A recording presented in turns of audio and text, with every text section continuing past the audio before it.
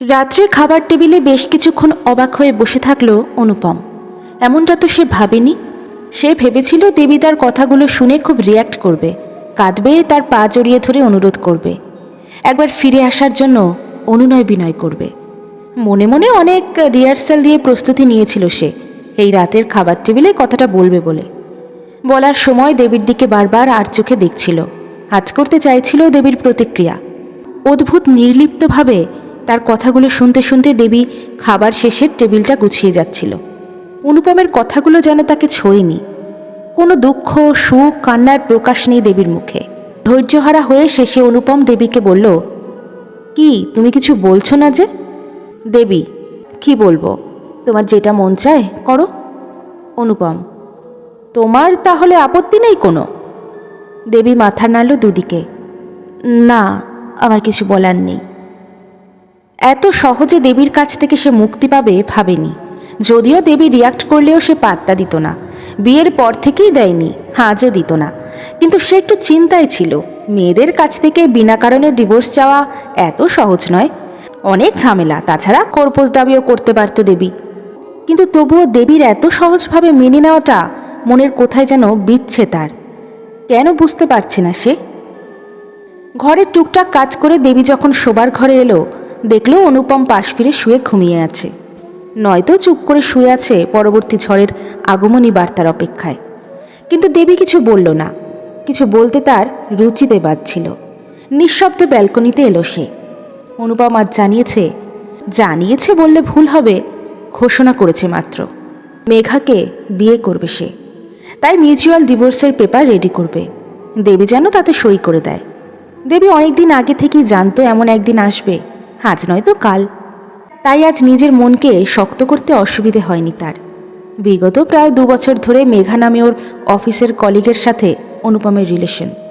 প্রথম প্রথম বুঝতে না পারলেও পরে বুঝেছিল সে। মাঝে মাঝে অনেক রাত্রে ঘুম ভেঙে সে দেখেছে পাশের রুমে ফোনে কথা বলতে। কিছু জিজ্ঞেস করলেই অফিসের কথা বলে এড়িয়ে যেত। বেশ প্রশ্ন করলে সন্দেহ বাতিগ্রস্ত বলে অশান্তি শুরু করত। বলতো, পোষায় থাকো, না পোষায় চলে যেতে পারো। তবুও দেবী নিজের অধিকার সহজে হাতছাড়া করতে চায়নি। কিন্তু যেদিন প্রতিবাদ করায় দেবীর গায়ে হাত তুলেছিল অনুপম, সেদিন খুব আত্মসম্মানে লেগেছিল দেবীর। ধীরে ধীরে সে নিজেকে গুটিয়ে নিয়েছিল। ভেতরটা জ্বলে গেলেও কিছু জিজ্ঞেস করতো না আর। কারণ সে জানে অনুপম তাকে পছন্দ করেনি কোনো দিনই। তার মতো একদম একটা সাধারণ মেয়েকে সে নিজের যোগ্য বলে মনে করে না। অনুপমের মা ছোটবেলাতেই মারা গিয়েছিলেন। অনুপম বিয়েটা করেছিল বাবার চাপে পড়ে। বিয়ের আগে দেবী একটা বাচ্চাদের প্রাইভেট স্কুলের টিচার ছিল। সেই স্কুলের সেক্রেটারি ছিলেন অনুপমের বাবা। দেবীর শান্ত স্বভাব, মুখের মিষ্টতা তাকে মুগ্ধ করে। ভেবেছিলেন হয়তো ছেলের সাথে বিয়ে দিয়ে ঘরে লক্ষ্মী আনবেন, এনেও ছিলেন। বাবার মুখের উপর না বলতে পারেনি অনুপম। কিন্তু বিয়ের পরে প্রতি পদে পদে দেবীকে বুঝিয়ে দিয়েছিল দেবী তার যোগ্য নয়। তাকে আনকালচার্ড, আনস্মার্ট এসব বলে এসেছে সব সময়। ওর অন্যান্য অফিস কলিগদের বউদের স্মার্টনেসের কাছে সে যে কিচ্ছু নয়। তাকে যে অফিস পার্টিতে নিয়ে যাওয়া যায় না, এসব সে অনেকবার শুনেছে। দেবী জানে সে এ যুগের মেয়েদের মতো স্মার্ট নয়। একটা ভালো তাঁতের শাড়ি, এলো খোপা আর একটা ছোট্ট টিপ, এতেই সে অভ্যস্ত বরাবরই। অনুপমের রুচির সাথে তার রুচি কোনোভাবেই মেলে না। তবুও চেষ্টা করেছিল অনুপমকে ভালোবাসতে, মন দিয়ে সংসার করতে। বাবা মারা যাওয়ার পর দাদা বৌদির সংসারে মায়ের সাথে থাকতো সে। অনুপমের বাবা যখন বিয়ের প্রস্তাব নিয়ে তাদের বাড়ি গিয়েছিল, সত্যিই হাতে চাঁদ পেয়েছিলেন দেবীর মা। ভেবেছিল মেয়েটার এতদিনে কষ্টটা লাঘব হলো বুঝি। একটা দীর্ঘশ্বাস বেরিয়ে এলো দেবীর। বিয়ের পর অনুপমের বাবা আর চাননি তার বৌমা স্কুলে গিয়ে চাকরি করুক। আর এখানেই দেবী আরও একটা ভুল করে বসে। মন দিয়ে সংসার করার আশায় সে চাকরিটাও ছেড়ে দেয়। শ্বশুরমশাই যতদিন বেঁচে ছিলেন ততদিন তার সামনে অনুপম কিছুটা হলেও সংযত হয়ে চলত। এমনি অসুবিধা তো কিছু ছিল না। সময় মতো অনুপম যা বলতো সঙ্গে সঙ্গে হাতের কাছে জোগাড় হয়ে যেত। যখন যা দরকার অর্ডার করলেই দেবী তটস্থ থাকতো সেটা মেটাবার। তাছাড়া যখন ইচ্ছে সে দেবীকে গ্রহণ করত, যখন ইচ্ছে হতো দূরে ঠেলে দেওয়ার দিত। কিন্তু দেবী বুঝতো এই গ্রহণের মধ্যে কোনোদিন কোনো ভালোবাসার চিহ্ন ছিল না, ছিল শুধু পুরুষের অধিকার খাটানোর তাগিদ। এমনকি তাকে গ্রহণ করার সময়ও অনুপম কতদিন মেঘার কথা উল্লেখ করেছে। অপমানে দেবী নীল হয়ে যেত। ভীষণ কষ্টে অপমানে সে কান্নাকাটি করলে অনুপমের ন্যাকামো শব্দটা ব্যবহারে সেটাও বন্ধ করে দিয়েছিল। ধীরে ধীরে মনের কোনো এক কোণে অনুপমের প্রতি ভালোবাসার বদলে বিতৃষ্ণা জমতে শুরু করেছিল। তাই শেষের দিকে অনুপমের অপমানগুলো আর গায়ে লাগতো না, সয়ে গিয়েছিল। ঝগড়াঝাঁটি ঝামেলা তার ভালো লাগে না কখনো। কিন্তু মনের জোর পাচ্ছিল না মায়ের কাছে ফিরে যাবার, ফিরতে পারছিল না দাদা বৌদির বোঝা বাড়াতে চায় না বলে। মনের ভিতরটা মরে গেলেও বাইরে তার প্রকাশ ছিল না। সে বুঝতে পারত সহ্য করতে করতে সেলফ রেসপেক্টটাও নষ্ট হয়ে যাচ্ছিল তার। প্রতিটা ব্যবহারে অনুপম তাকে শোনাতো দেবীকে বিয়ে করে তার জীবনটা শেষ হয়ে গেছে। তার স্বপ্ন তো লুকিয়ে আছে মেঘার মধ্যে। মেঘার মধ্যে যা মাদকতা তা দেবীর মধ্যে কোথায়? মেঘার মতো স্মার্ট মেয়েরই স্বপ্ন দেখত সে। অমন গমরাঙা গায়ের রং, অমন সুন্দর ফিগার, তার কাছে দেবী নাকি একটা কালো মুটকি ছাড়া আর কিছু নয়। ঘরের ভিতর থেকে অনুপমের নাক ডাকার শব্দ শুনতে পেল দেবী। দেবীর কাছ থেকে মুক্তি পাবার আশ্বাস পেয়ে বরং শান্তিতে ঘুমোচ্ছে আজ। বুক ভরে ঠান্ডা হাওয়ার স্পর্শ নিল দেবী। বিগত 4 বছরের তিক্ত স্মৃতি অনুপম তাকে কাঁদতে ভুলিয়ে দিয়েছে যেন। সারা রাত ব্যালকনিতে বসে ভাবল এরপর তার কি করা উচিত। পরের দিন সকালবেলা অনুপম ঘুম থেকে উঠল। অভ্যাসবশত দেবীকে ডেকে তার স্নানের জল রেডি করতে বলল, কিন্তু দেবীর কোনো সাড়া পেল না। 2-1 বার চেঁচিয়ে ডাকার পর কাজের মেয়েটি এসে বলল, সকালবেলায় ব্যাগ গুছিয়ে বৌদিমণি বেরিয়ে গেলেন, যাওয়ার সময় বলে গেলেন আপনার যা দরকার একটু গুছিয়ে দিতে আমাকে। শুনেই রাগে মাথাটা দপদপ করে উঠল অনুপমের। এত বড় সাহস!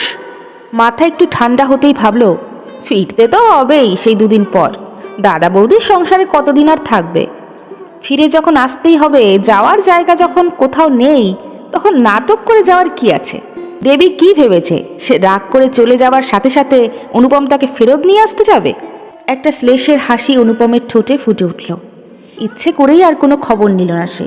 তাছাড়া যে সম্পর্কটা সে আর রাখতে চায় না, সে সম্পর্কটার জন্য শুধু শুধু সময় নষ্ট করে আদিক্ষেতা তার পোষাবে না। 3 মাস যাওয়ার পরও যখন দেবী ফিরল না, তখনও অনুপমের মনে হলো না একবার খোঁজ নেওয়া দরকার। আসলে এদিক থেকে অনুপমেরও ভালোই হয়েছিল। তার আর মেঘার অবাধ মেলামেশার এখন আর কোনো বাধা ছিল না। মাঝে মাঝে এ বাড়িতে মেঘা কাটিয়ে গেছে। মেঘাকে নিয়ে অনুপম অনেক স্বপ্ন থাকে। মেঘার অ্যাপ্রোচ, কথা বলার স্টাইল, তাকানো, সব কিছুই অনুপমকে ভীষণভাবে টানে প্রথম থেকেই। মেঘাকে নিয়ে যখনও এদিক ওদিক ঘুরতে যায়, তখন সবাই ঘুরে ঘুরে মেঘাকে দেখে। অনুপমের বেশ অহংকার হয় তাতে। খুব শিগগিরই ঘর বাঁধবে তারা। উকিলের সাথে কথা বলেছে, খুব শীঘ্রই ডিভোর্স ফাইল করতে দেবে অনুপম। তবে মাঝে মাঝে দেবীর এই নির্লিপ্ততা অনুপমের গায়ে জ্বালা ধরিয়ে দেয়। তবু ইচ্ছে করে কোনো খোঁজ নেয় না সে। কি দরকার খোঁজ নেবার? দিনগুলো কেটে যাচ্ছে হাওয়ায় ভেসে। যাক না, এইভাবে প্রায় 1 মাস কেটে গেল। সেদিন অফিস ফেরত অনুপমের মাথাটা বেশ গরম ছিল, কারণ মেঘার সাথে ঝগড়া হয়েছে তার। ইদানিং লক্ষ্য করছে মেঘা তাকে একটু অ্যাভয়েড করে চলছে। খোঁজ নিয়ে দেখেছে আজকাল অফিসের নতুন বসের দিকে ঝুঁকেছে সে। কান ঘেঁষা শোনা যাচ্ছে কাজ থাকুক না থাকুক বসের রুমে নানান অছিলায় বারবার যাচ্ছে সে। অফিসে তার আর মেঘার ব্যাপারটা সবাই জানে মোটামুটি। ইদানিং তার মনে হচ্ছে তাকে দেখে সবাই ব্যঙ্গের হাসি হাসছে। মাথায় আগুন ধরে গিয়েছিল অনুপমের। নতুন বসের বড্ড নাকুচু। অনুপম যে কোম্পানির ম্যানেজারের পদে রয়েছে, তার মতো একজন ট্যালেন্টেড পার্সনকেও বিশেষ পাত্তা দেয় না তিনি। আর তার সাথেই কিনা মেঘা। মেঘা অবশ্য অনুপমের রাগকে পাত্তা না দিয়ে বলেছিল, শোনো, তুমি আমাকে নিজের বউ পাওনি যে তুমি আমায় মেজাজ দেবে আর আমি সব শুনে নেব। তাছাড়া তোমার সাথে বিয়ে করে কি হবে আমার? দেখো, আমি বসকে বলে ঠিক আমার প্রমোশন করিয়ে নেব দিল্লিতে। তুমি আমাকে তখন আর ছুঁতেও পারবে না। আর হ্যাঁ, আমাকে বেশি ডিস্টার্ব করলে তোমার নামে আমি বসের কাছে নালিশ করে দেব। কেন জানি না, বস তোমাকে শুরু থেকেই পছন্দ করেন না।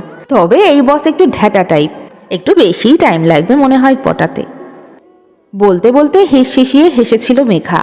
তারপর অনুপমকে পাত্তা না দিয়ে গটগট করে তার সামনে দিয়ে বসের রুমে ঢুকে গিয়েছিল।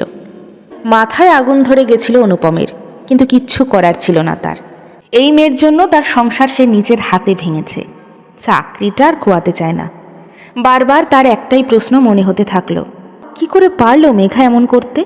এত সহজে কিভাবে একটা সম্পর্ক ভেঙে দিতে পারে? অলক্ষ্যে ভগবানও বোধহয় মুচকি হাসে। যে নিজের সংসার ভেঙে দিতে এক বিন্দু দ্বিধাবোধ করেনি, সে অন্যের বিচার করতে বসে। বাড়ি ফিরে এসে আজ এই প্রথম বাড়িটাকে খুব ফাঁকা মনে হলো তার। আজ দেবীর কথা বড্ড বেশি মনে পড়ছে। মেয়েটা সত্যি খুব সরল সোজা, মেঘার মতো সুন্দরীও নয় সে, কিন্তু এটাও সত্যি মেঘার মতো পুরুষ ভোলানো ছলা কলাও সে জানে না। তাই দিনের পর দিন ডানা ওঠা পিপিলিকার মতো বেবির মতো শান্ত প্রদীপকে ছেড়ে মেঘার মতো বিজলি বাতির দিকে দৌড়চ্ছিল সে। ভুল করেছে। কাল সকালেই দেবীর কাছে গিয়ে তার সাথে যে দিনের পর দিন অন্যায় করে গেছে তার জন্য ক্ষমা চেয়ে নেবে সে মনে করল সে। নিশ্চয়ই দেবী তাকে ক্ষমা করে দেবে। এইভাবে নিজের অশান্ত মনকে কিছুটা শান্ত করে অন্যান্য দিনের মতো লেটার বক্স থেকে চিঠিগুলো বের করলো। অবাক হলো দেখে যে কয়েকটা চিঠির মধ্যে দেবীর একটা চিঠি। একেই মনে হয় কোইন্সিডেন্ট বলে। কেন জানি না মনটা একটু ভালো লাগায় ভরে উঠল তার। তাড়াতাড়ি খামটা খুলল সে।